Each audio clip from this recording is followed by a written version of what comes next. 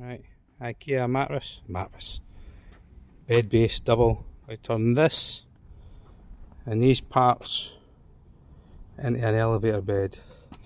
We have, I think it's 70mm hex tube. We have the idler bearing, more about that in a minute. There's the part that fits into it,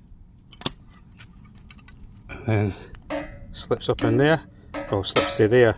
I've got this big gap, but you can buy one with this part is just really short, and I've spent all day trying to order one, and then I realised this is why you shouldn't be watching this.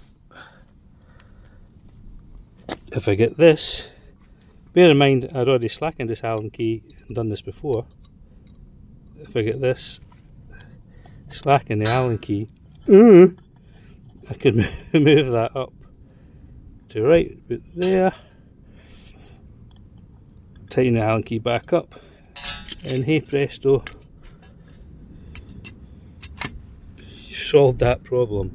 And this part slides up inside the tube, so both parts go into here like that, and this end bearing is going to get fitted to the bed. Up and down switch. Got to take these large round, whatever they are, off the tube motor.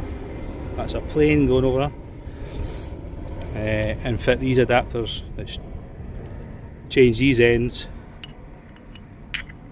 into the octagonal ends. Couple of ends. That's a manual winder. That's for setting the stop, up and down stops. This is a tube motor I'm using. It's a NT4560M. I'm using this because it's blue and I like blue.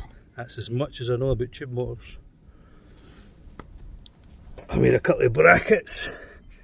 Took one of these, smashed it around, cut a bit off it, and that's hopefully going to hook. Callie's trying to tell me something.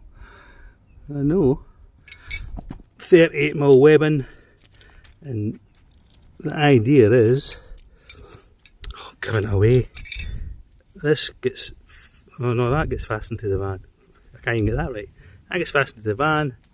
These get bolted through these holes, so I'll hook on the van, and then if I ever want to take the bed out, I just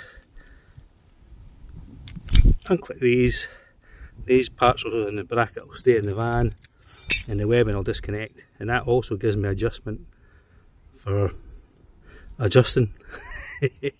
Professional. You might be able to adjust it for sleeping at an angle. I'm not sure how well that would work. You'd be like sleeping in a hammock, but hey, it might work.